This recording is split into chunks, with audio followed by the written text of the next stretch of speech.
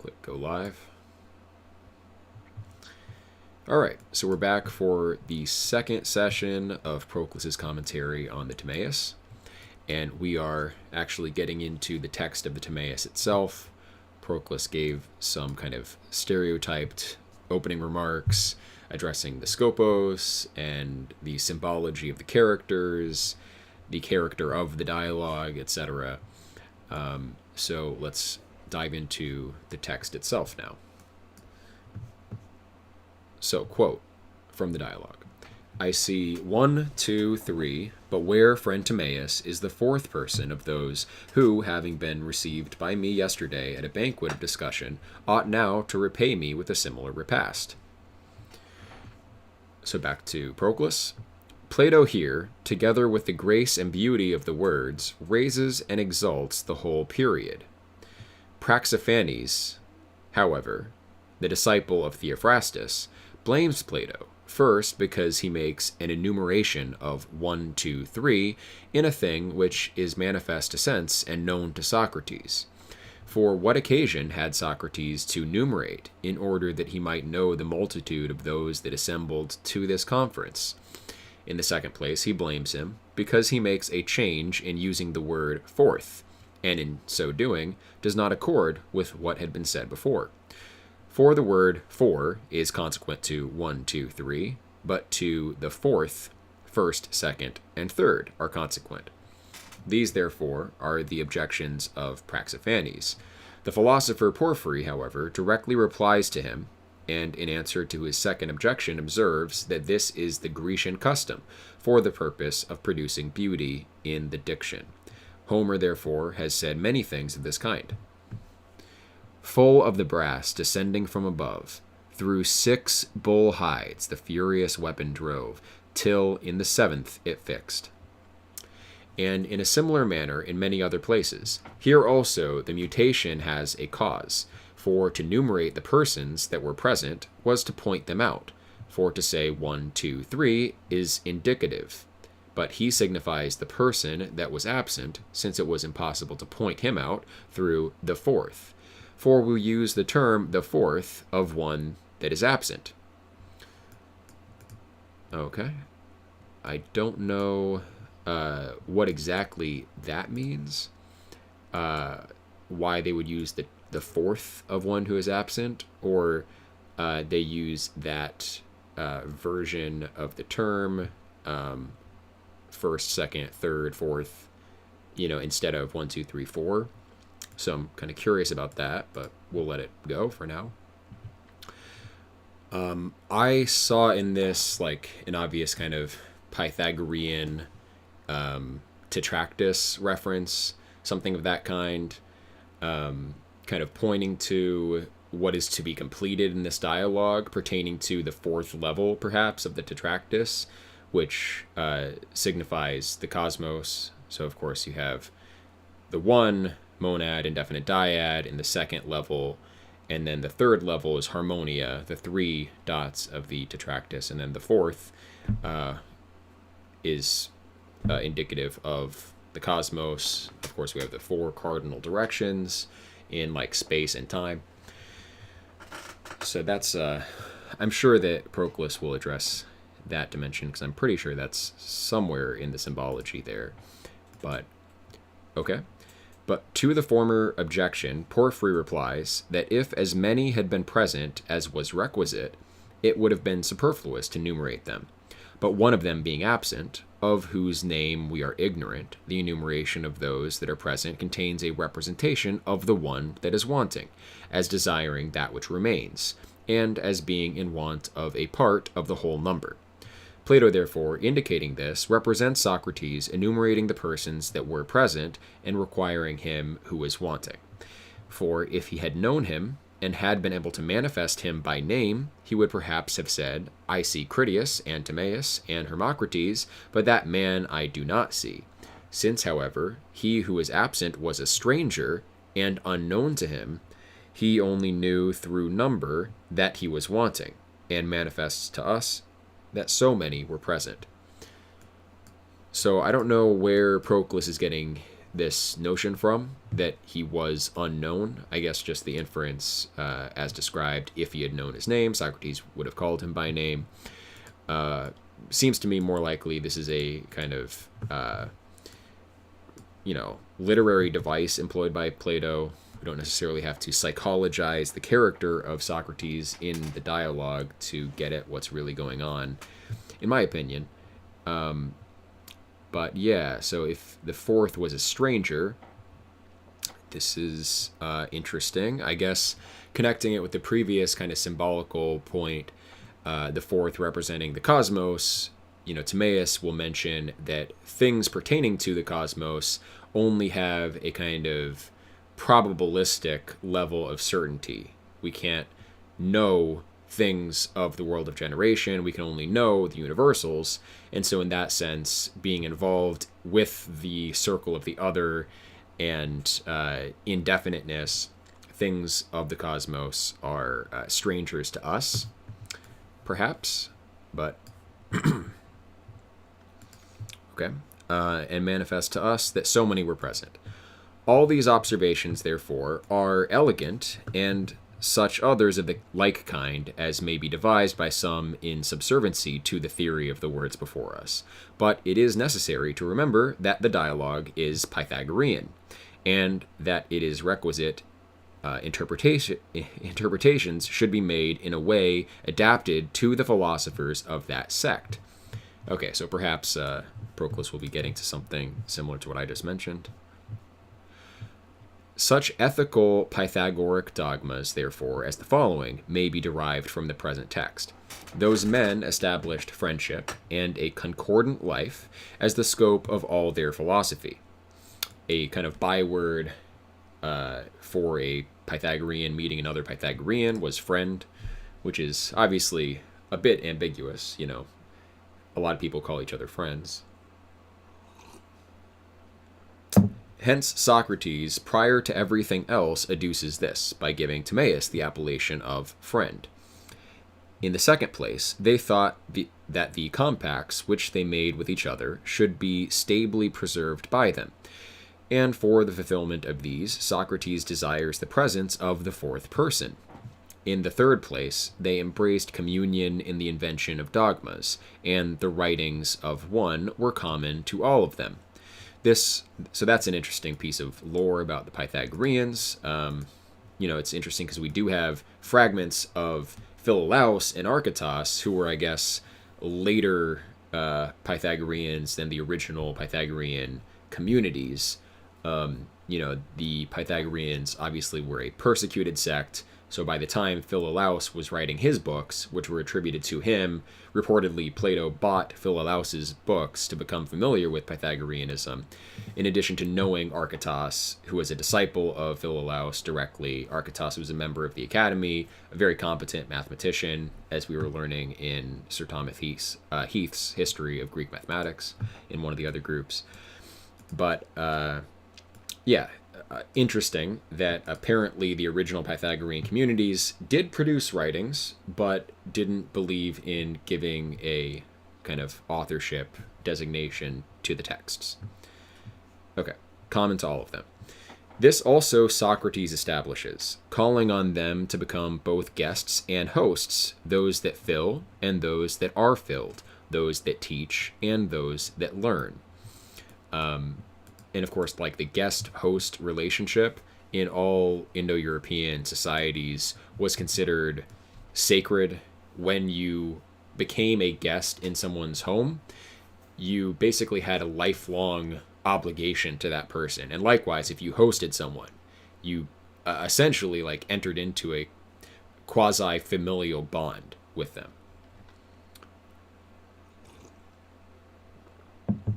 Others, therefore, have written arts concerning disciplines through which they think they shall improve the manners of those that are instructed by them. But Plato delineates the forms of appropriate manners through the imitation of the most excellent men, which have much greater efficacy than those which are deposited in mere rules alone. For imitation disposes the lives of the auditors conformably to its own peculiarity. So I'm gathering that Plato teaches by example rather than the way that the Pythagoreans taught through rules like the golden. Is it the Golden Rules of Pythagoras? One of these ancient documents. I forget what the title is. JM, do you know what I'm talking about? I think it was something like that.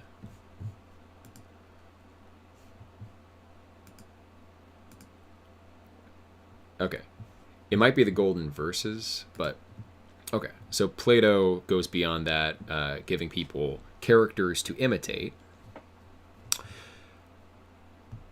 Okay.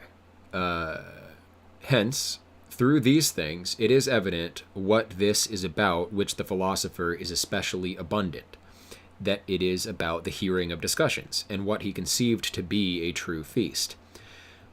That it is not such as the multitude fancy it to be, for this is of an animal and brutal nature, but that which banquets in us the true man. So the true feast is not obviously food, but sciences are the food of the soul. Hence, too, there is much in Plato about the feast of discourse. These, therefore, and such particulars as these, are ethical. But the physical Pythagoric dogmas are as follow. They said that every physical production was held together by numbers, and that all the fabrications of nature subsisted conformably to numbers. These numbers, however, are participated, just as all mundane forms are participable. Very properly, therefore, does the dialogue at its commencement proceed through numbers, and use numbers as things numbered, and not those very things themselves of which they participate. Right. So this is an important distinction. The Neo-Pythagoreans treated number as the arche of thing in a similar way that the Platonists treated the forms as the arches of things. I know that's not the right plural. Archai, I guess. But Proclus here is distinguishing that the Pythagorean numbers as archetypes were the participated elements of the forms. And then perhaps the true forms themselves are the imparticipable, exempt, transcendent unities that we don't have direct relations with. We have relations with the participable aspects of the forms, and those, it seems, are identified by Proclus with the Pythagorean numbers. Elsewhere, we've seen a kind of equivocation between the Pythagorean number and the Platonic form. Proclus, just to reiterate, because it's good to repeat what is good, twice and even thrice, they say. So, Proclus is saying that the Pythagorean number is the participable aspect of the forms. For the monad,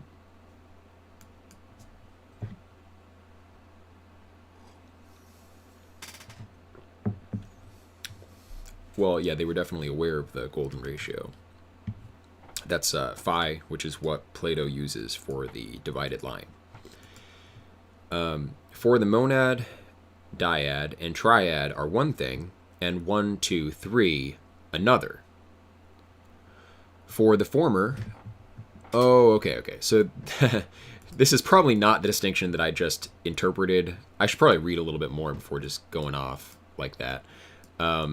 But yeah, what he's actually pointing to is that the numbers 1, 2, 3 are closer to the corporeal, the monad, dyad, and triad as like beyond numerical number, but they still have a kind of numericity to them. Those would be more the imparticipable higher forms. But let's just keep going and see what Proclus has to say. For the former are simple, and each of these subsists itself by itself, which is a Platonic phrase regarding the forms, sort of like the thing in itself that Kant talks about. But the latter participate of the former. So 1, 2, 3 participate of the monad, the dyad, the triad. Aristotle, therefore, is not right in asserting that these men consider numbers as subsisting in sensibles.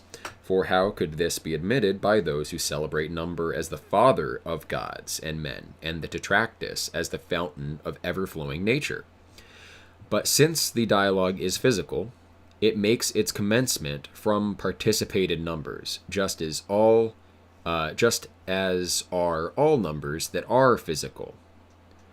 Right, so we start with 1, 2, 3, 4, the kind of more mundane aspect of numbers. Right.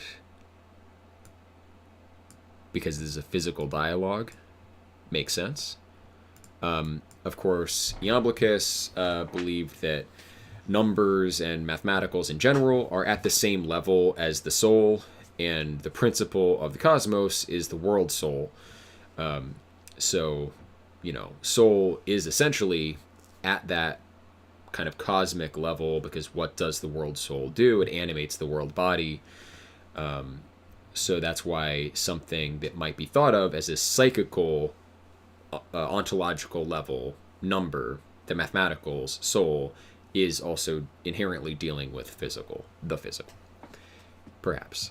Farther still, these men venerated physical communion, both that which is in generation, according to which all things are rendered effable and commensurate with each other, and that which is in celestial natures. For these impart to each other their proper powers. Rightly, therefore, and in a way adapted to the thing proposed, does Socrates think fit that the same persons should become both hosts and guests. From these things also, you may survey such theological conceptions as the following. So we went moral, physical, and now we're looking at theological. These men generated all things from the first numbers, and which also rank as rulers and leaders, and from 3 gods gave subsistence to all mundane natures.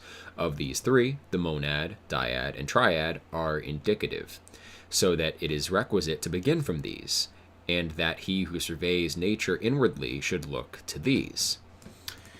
So this reminds me of Numenius's first, second, and third gods, perhaps. And Numenius was a Neo-Pythagorean, as well as sort of a forefather to Neoplatonism. He was influential on Plotinus, and even more influential on Porfy, who, Proclus is drawing on significantly throughout this work, because Porfy compiled a lot of stuff. He was like, scholar's scholar, whereas like Plotinus was more the philosopher dealing with concepts. Porfy was all about tracing histories of ideas and such, as was Iamblichus as well. But Iamblichus then takes it in the more like far-flung mystical direction and looks at comparative mythology as well. Numenius also looks at comparative mythology. But he had this concept of the first, second, and third god. Basically, the first god being like the one, the second god being like the demiurge, and then the third god being like the world itself, or the world soul. And that terminology is probably drawn, as I believe we said last time, from Plato's second letter, addressed to the tyrant Dionysius II of Syracuse. And it's a very cryptic passage, but he calls the first god the father, I believe. Or no, he calls it the king. And then the second and third are referred to. So this 3-leveled divinity is important even from the get-go with Pythagoreanism. And it is there in Platonic sources. Although, as also mentioned last time, the second letter is sometimes doubted, whether it was genuinely Plato's. But it's from that time period in any case, so it still indicates this was a traditional aspect of Pythagorean theology. Farther still, the causes of natural things were also contemplated by other philosophers, as by Anaxagoras and Zeno. But the final, the paradigmatic, and the producing cause were peculiarly investigated by Plato. Okay, so Anaxagoras and Zeno dealt with more mundane aspects. So what are the remaining 3 causes that are the causes? So he just listed final, paradigmatic, and producing or efficient cause. The other 3 would be mundane, formal, material, and what would the last one be? Well, it's not one that he lists. Proclus only addresses 5. The fifth one, or the sixth rather, would be instrumental. Instrumental cause is a con cause. Okay, these causes, therefore, are manifested through the above numbers. Those 3 genuine causes: final, paradigmatic, and efficient cause. Interesting. So if we apply that to the 3-leveled theology of Timaeus, or presumably some Pythagoreans, where this is coming from, perhaps the final would be most akin to the 1, and then paradigmatic would be most akin to the demiurge, who contains the forms of things, creates the forms of things in himself, and then those are distributed by lower agencies, but principally, I guess, and ultimately the world's soul, who sets directly in motion the cosmos, and who is like the most direct, efficient creator of the cosmos, you might say, but I don't know, that might be a stretch. Okay, the final indeed, through the monad, for it presides over numbers in the order of the good. Okay, so that tracks. But the paradigmatic through the dyad, for the difference of beings separates the primary causes of wholes. Okay, this might be treating it a bit different, so the dyad rather, as in the indefinite dyad, the principle of differentiation and energy as opposed to unity, for the difference of beings separates the primary causes of wholes.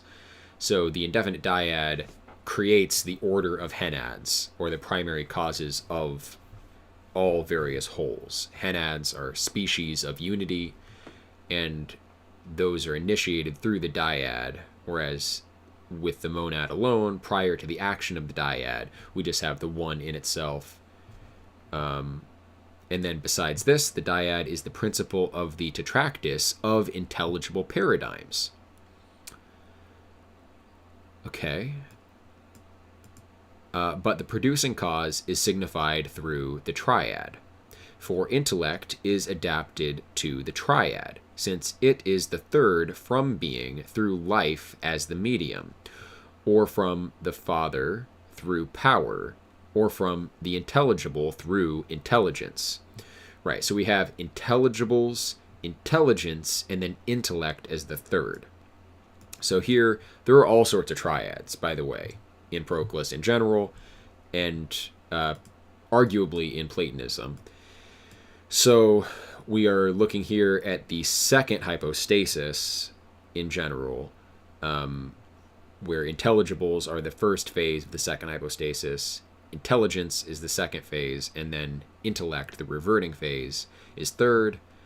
And so intellect is adapted to the triad, since it is the third from being through life as the medium. So being, life, intellect is the same as intelligibles, intelligence, intellect, same term for the third there. And then from the Father through power. So being is equated with Father, and life equated with power. But all of these different nomenclatures terminate in intellect as third. Okay. Let's keep going. For as the monad is to the dyad, so is being to life, Father to power, and the intelligible to intelligence. But as the dyad, I know it says duad, but I'm just going to pronounce it dyad because that's what we're used to. But as the dyad is to the triad, so is life, and also power and intelligence to intellect. Again, all divine natures are in all and are united to each other, so that all of them are in one, and each is in all, and they are connected together through divine friendship.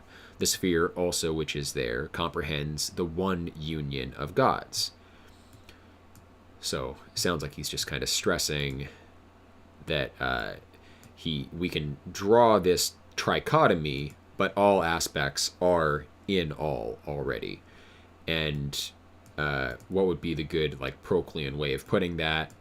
It would be to say that the intelligibles are in intellect as paradigm, and intellect is in the intelligibles as causally contained. What is prior contains what is posterior in the manner of a seed, and then what is posterior contains what is prior in the manner of the way that like an image contains its paradigm. I don't know what to do exactly about the middle term there, using that kind of language, but that's what he means by all is in all, but appropriately. Hence Socrates, who looks to divinity, very properly begins from communion and concord, and likewise calls the other persons of the dialogue to this. Moreover, the words feasting and banquet are words adapted to the gods, and especially to the mundane gods, for they proceed together with the liberated gods to the banquet and delicate food, as Socrates says in the Phaedrus, and the feasting on the nativity of Venus was in conjunction with the great Jupiter. These things, therefore, Socrates thinks, should subsist analogously with them in their mutual participations of divine conceptions. And it is not at all wonderful that Timaeus should feast others and be feasted by them. Farther still, communications and participations of powers are celebrated by theologists, divine natures filling and being filled by each other. For thus we hear from poets inspired by Phoebus that the gods communicate with each other in intellectual or providential energies in the works which they effect in the universe. Right, so he references the Phaedrus myth of kind of following in the divine series, and they move between like the intelligible realm and then the cosmic sphere, and they banquet together. So that's an interesting aspect of that, the metaphor or analogy inherent in the banquet. The gods are sharing with each other, and since the true food, even for souls, is sciences and intelligible things rather than coarse repasts, for the gods then it's like that, but at an even higher order. So that's how the forms then share their substance and essence with each other while remaining distinct. Or not so much that's how, it's not super explanatory yet, but that's what that imagery is getting at. In the golden cups the gods each other pledge, and while they drink, their eyes are fixed on Troy. They also know and intellectually perceive each other, for gods are to each other not unknown. And later Neoplatonists treat Homer as arguably does Plato, as a kind of inspired poet, although you could say that he criticizes Homer implicitly in the Republic. But yeah, later Neoplatonists interpreted Homer as having this same basic philosophy of the ancients that Plato had, that Pythagoras had, that Orpheus had. So Plato is just kind of one representative in this golden chain of this more kind of perennial Hellenic philosophy for the Neoplatonists, especially the later ones, as I said. But the intelligible, according to the Chaldean oracle, is nutriment to that which is intellective. Okay? From all which is evident that a reciprocation of banqueting subsists primarily in the gods, and of men, those that are more wise, imitating in this respect the gods, impart to each other in unenvying abundance their own proper intellectual conceptions. Right. So you can see a kind of adaptation of this Indo-European guest-host relation, and also I give so that you may give, as this like basis, the basic logic of the sacrifice as the central ritual of Indo-European traditions. So yeah, we are imitating the gods in what they do for each other when we do that. And better to do it in this kind of rarefied intellectual form, so we should have like, you know, the symposium model for our banquets. But okay. Going back to the text of the Timaeus. So, Timaeus, a certain infirmity has befallen him, Socrates, for he would not willingly be absent from such an association as the present. The philosopher Porfy says that what is apposite is delineated in these words, that this is the one cause with wise men of relinquishing such like associations, viz., infirmity of the body. So that's the only excuse, that's the only appropriate or apposite reason why someone who is wise would miss this kind of banquet, and that it is requisite to think that everything of this kind depends on circumstances and is involuntary. So it's subject to fate, not the kind of free will of the wise man. Another thing also is delineated, that friends should make fit apologies for friends when they appear to have done anything rightly which is contrary to common opinion. The present words, therefore, comprehend both these, indicating the manners of Timaeus and the necessity of one being absent, exhibiting the former as mild and friendly to the truth, but the latter as an impediment to the life of a lover of learning. But the divine Iamblichus, speaking loftily on these words, says that those who are exercised in the survey of intelligibles are unadapted to the discussion of sensibles, as also Socrates himself says in the Republic, quote, that those who are nurtured in pure splendor have their eyes darkened when they descend into the cavern through the obscurity which is there, just as it likewise happens to those who ascend from the cavern through their inability to look directly to the light.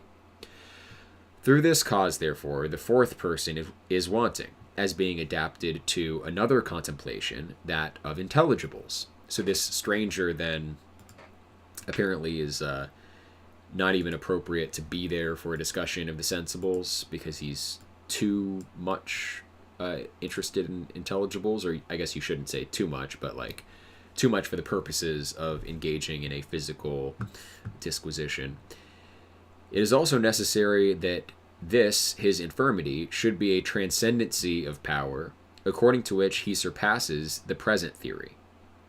For as the power of the wicked is rather impotency than power, thus also imbecility with respect to things of a secondary nature is transcendency of power.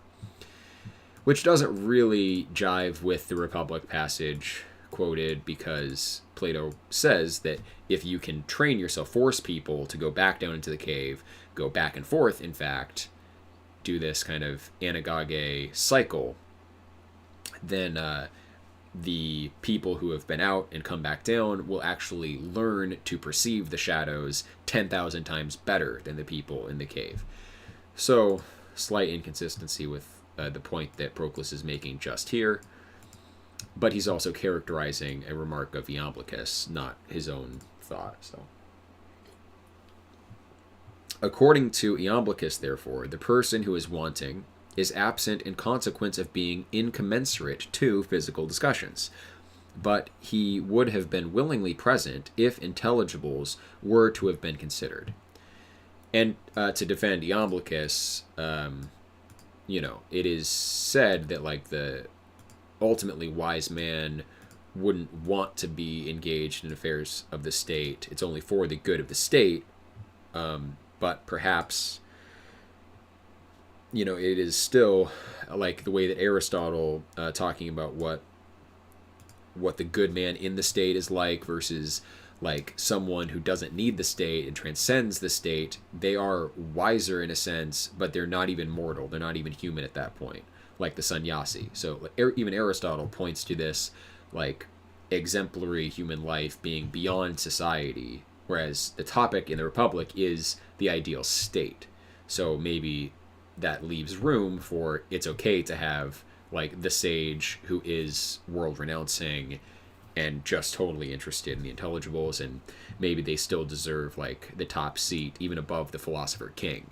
Like the pure philosopher would, in that sense, maybe be superior to the philosopher king. And nearly with respect to everything in this dialogue, prior to physiology, one of these, i.e. Porfy, interprets everything in a more political manner, referring what is said to the virtues, but the other, Iamblichus, in a more physical way. For it is necessary that everything should accord with the proposed scope, but the dialogue is physical and not ethical. Right. The demand for a unity of scopos is really imposed by Iamblichus, and previous thinkers didn't care as much about finding how every single thing in a dialogue points to a singular goal. Iamblichus is the one who's responsible for that kind of hermeneutic. Such, therefore, are the conclusions of the philosophers about these particulars. For I omit to mention those who labor to evince that this fourth person was Theaetetus, because he was known to those who came out of the Eleatic school, and because we are informed elsewhere that he was ill. Right, in the Theaetetus, in the kind of prologue to it, Theaetetus is coming back from battle, and he's very sick. But that's probably not the same occasion. Hence he is said to have been now absent on account of illness. And I kind of had a similar association where Plato was said to be sick in the Phaedo. So maybe, well, someone's sick here, maybe it's Plato. So I'm guilty of the same kind of jumping to conclusions. For thus Aristocles infers, this must be someone else, because Aristocles happens to have been Plato's actual name. Plato being probably his wrestling name, or a nickname in any case. For thus Aristocles infers that the absent person was Theaetetus, who was a little before the death of Socrates, who a little before the death of Socrates became known to Socrates and to the Elean stranger. From the dialogue of Theaetetus, the events described there. But admitting that he had been long before known to the latter, the Eleatic stranger, what is there in common between Timaeus and him? Okay, maybe Eleatic stranger is the one who is missing, perhaps. The Platonic Ptolemy, however, thinks that the absent person was Cleitophon, for in the dialogue which bears his name, he is not thought deserving of an answer by Socrates, but Dercyllides is of opinion that it was Plato, for he was absent through illness. So me and Dercyllides are kind of on the same page there. When Socrates died. These, therefore, as I have said, I omit, since it is well observed by those prior to us that these men neither investigate what is worthy of investigation, nor assert anything that can be depended on. Okay, so he's dissing those various Ptolemy, Dercyllides, etc. All of them, likewise, attempt a thing which is of a slippery nature, and which is nothing to the purpose, even if we should discover that which is the object of their search. For to say that it was either Theaetetus or Plato on account of illness does not accord with the times. For of these, the former is said to have been ill when Socrates was judged, but the latter when Socrates was dead. But to say it was Cleitophon is perfectly absurd, for he was not present on the preceding day when Socrates narrates what Cleitophon said the day before during the conference in the Piraeus, except that thus much is rightly signified by Atticus, that the absent person appears to have been one of those strangers or guests that were with Timaeus. Hence Socrates asks Timaeus where the fourth person was, and Timaeus apologizes for him as a friend and shows that his absence was necessary and contrary to his will.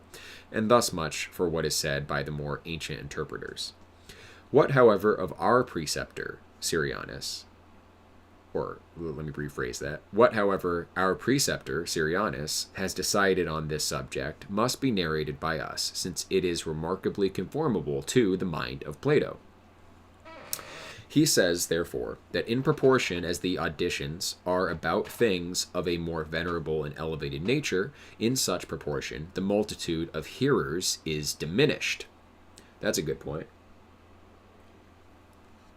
So the four of them are there to hear the discussion of the ideal state, but then as we go to the nature of the cosmos itself, on which the ideal state is modeled, the cosmos is the archetype for the ideal state, then we go to the fewer element of the ontological hierarchy. As we move towards the one, we're moving towards, fewer and fewer, naturally.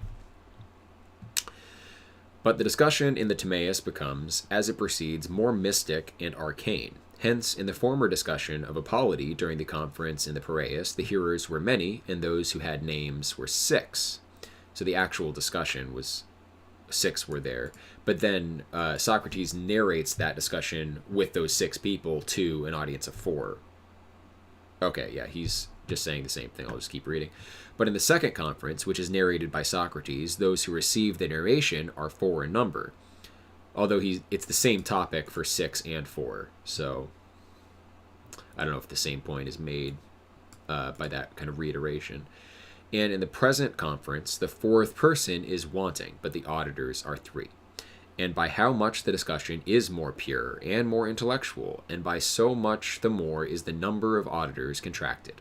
For everywhere that which is discussed is a monad, but at one time it is accompanied with contention, on which account also the auditors have the indefinite, and the definite is extended into multitude, in which the odd is complicated with the even.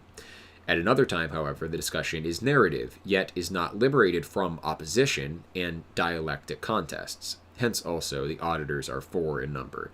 The tetrad, through its tetragonic nature and alliance to the monad, possesses similitude and sameness, but through the nature of the even, possesses difference and multitude.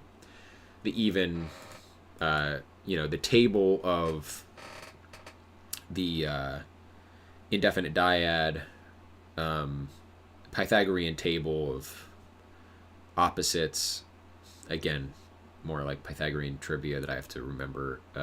For those who haven't gotten this book, edited by Guthrie, there is the Pythagorean source book and library. I would recommend anyone who wants to study Plato buy that book, read the whole thing, especially... Well, it'd be good to read a biography or two of Pythagoras that are in there, but also there's a bunch of essays on particular topics. The one on the Tetractus, specifically entitled "How Many Tetractuses Are There?" is very useful. But one piece of trivia is this kind of table of opposites where there's the left hand and right hand. So in the table, or in the column of the right hand, we have the odd, the masculine, the same, etc. And then the table of the left-hand path, or like the bad stuff, there's evil, multiplicity, evenness, as opposed to oddness in numbers, and so forth. So the number 4 possesses a similitude and sameness. So this is a sort of arithmology that he's abbreviating here. So the tetrad being stable, I guess, does possess sameness and similitude, which is like to the 1 in some regard, but being an even number, it still also possesses difference and multitude, perhaps.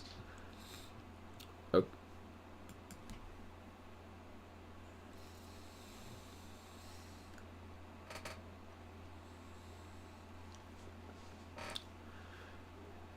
Right, well, the 1 is odd, although... arguably, they would say the first, number, properly speaking, is even 3. They wouldn't call 1 and 2 number per se, and they might not call 1 an odd number because of that. But, even because you can divide even numbers, and it yields 2 new numbers, they considered even numbers to be inherently composite, whereas odd numbers you can't divide evenly into 2 existing numbers. So odd numbers represent kind of unitive things because they're not as separable as the even numbers. That's again, I would recommend that Pythagorean source book and library, as well as Iamblichus on the general science of mathematics, and Proclus, his commentary on Euclid's Elements, for very good comments on all of that. But through the nature of the even possessing difference and multitude. At another time, the discussion is exempt from all agonistic doctrine, the theory being unfolded enunciatively and narratively. Hence the triad is adapted to the recipients of it, since this number is in every respect connascent with the monad, is the first odd number, and is perfect. Right. So that makes sense of why the triad, because the triad is the first image of the 1 in a certain respect, whereas the dyad is its antithesis, almost.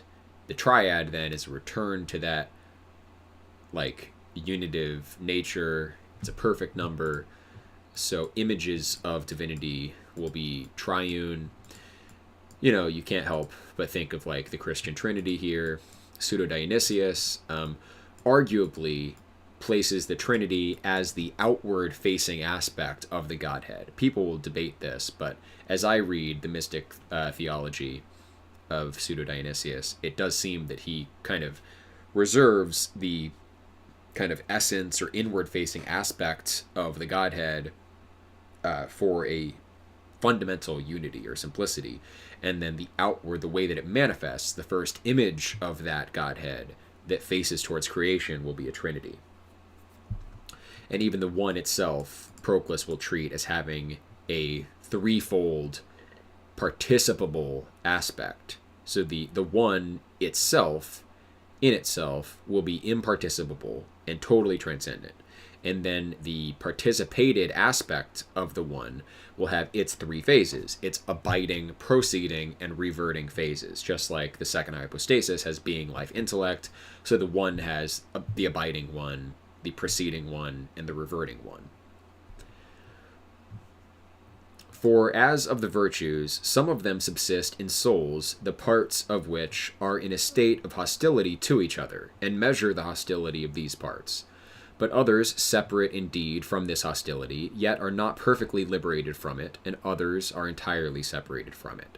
Thus also of discussions, some indeed are agonistic, others are enunciative, and others are in a certain respect media between both. Some indeed being adapted to intellectual tranquility and to the intellectual energy of the soul, but others to doxastic energies, and others to the lives that subsist between these. Moreover, of auditors likewise, some are commensurate to more elevated auditions, but others to such as are of a more groveling nature. And the auditors indeed of grander subjects are also capable of attending to such as are subordinate, but those who are naturally adapted to subjects of less importance are unable to understand such as are more venerable. Well, that doesn't explain why the fourth member is not there then, if he's just so above, but that wasn't Syrianus' theory in the first place. So this is kind of contrary to, who was it that put forward that the person was above? Was it it might be Iamblichus's point that the fourth person is not there because the fourth person was someone who is keen on the intelligibles rather than the sensibles. Syrianus, though, is saying someone who can understand the higher perforce understands the lower. Thus also with respect to the virtues, he who has the greater possesses likewise the less, but he who is adorned with the inferior is not entirely a partaker also of the more perfect virtues. Why, therefore, is it any longer wonderful if an auditor of discussions about a polity should not be admitted to hear the discussions about the universe? So really the opposite of what Iamblichus held. And I could be getting that wrong. I think it was Iamblichus who suggested the fourth person is not there because he was superior to the conversation. Syrianus holds the opposite. Or rather, is it not necessary that in more profound disquisitions the auditors should be fewer in number? Is it not likewise Pythagoric to define different measures of auditions? For of those who came to the homokoion, or common auditory of the Pythagoreans, homokoion. Okay, that's a really cool name. If we have an auditorium at any point in the school that will one day exist, the homokoion. We have to remember that name, homokoion. Okay. All right. Some were partakers of more profound, but others of more superficial dogmas. Does not this also accord with Plato, who assigns infirmity as the cause of the absence of this fourth person? Yeah, if the person was superior, then why say they had an infirmity? But it's because of the imbecility of soul. For the imbecility of the soul with respect to more divine conceptions separates us from more elevated conferences, in which case the involuntary also takes place. For everything which benefits us in a less degree is not conformable to our will, but the falling off from more perfect good is involuntary, or rather it is itself not voluntary. But the falling off, which not only separates us from greater goods, but leads us to the infinity of vice, is involuntary. Hence also Timaeus says that this fourth person was absent not willingly from this conference, for he was not absent in such a way as to be perfectly abhorrent from the theory, but as unable to be initiated in greater speculations. It is possible, therefore, for an auditor of disquisitions about the fabrication of the world to be also an auditor of the discussion about a polity. But it is among the number of things impossible that one who is adapted to receive political discourses should, through transcendency of power, omit to be present at auditions about the universe. This fourth person, therefore, was absent through indigence, and not, as some say, through transcendency of power. And it must be said that the imbecility was not the incommensuration of the others to him, but the inferiority of him to the others. For let there be an imbecility both of those that descend from the intelligible, and of those that ascend from the speculations of sensibles, such as Socrates relates in the Republic. Yet he who becomes an auditor of political discussions cannot, through a transcendency unknown to those that are present, be absent from the theory of physics. It likewise appears to me that the words has befallen him sufficiently represent to us the difference between him and those that were present, with respect to discussions, and not with respect to transcendency. His being anonymous also seems to signify not his being exempt from and circumscribed by those that were present, but the indefiniteness and inferiority of his habit. Plato, therefore, is accustomed to do this in many places. Thus, in the Phaedo, he does not think him deserving of a name, who in that dialogue answered badly. Oh, yeah. Who was asking the question? It must have been Socrates who asked the question, and, like, someone offered an answer, and he goes unnamed, but, like, Socrates effectively, like, he doesn't mock the answer, but just shoots it down, like, very quickly. He also mentions indefinitely the father of Critobulus, who was absent from the discussion of the subjects that were then considered, and likewise very many others. An auditor, therefore, of this kind would in vain have been present at these discussions, since of those that were present, Critias indeed himself says something, but Hermocrates is silently present, differing only from him who is absent in a greater aptitude to hear, but being inferior to all the rest through his inability to speak. Yeah, the silence of Hermocrates gives us a nice spectrum, someone who's absent, someone who only hears, and then someone who doesn't speak as well, perhaps Critias, who speaks in, like, mundane images, and then the true exemplar, Timaeus, Pythagoric Timaeus, who unfolds the cosmic design for us scientifically. So, okay, we'll move to the next lemma next time. I believe that's how this term would be used. So a lemma is like one section of text that is expanded upon. Lemma also has other meanings, so it's a little confusing. But okay, we'll pick up here next time. We haven't been going for too long, but I wake up very early, so I have to go to bed. Just wanted to get some of this out. We're going to do this as often as possible. So thanks, everyone. Take care.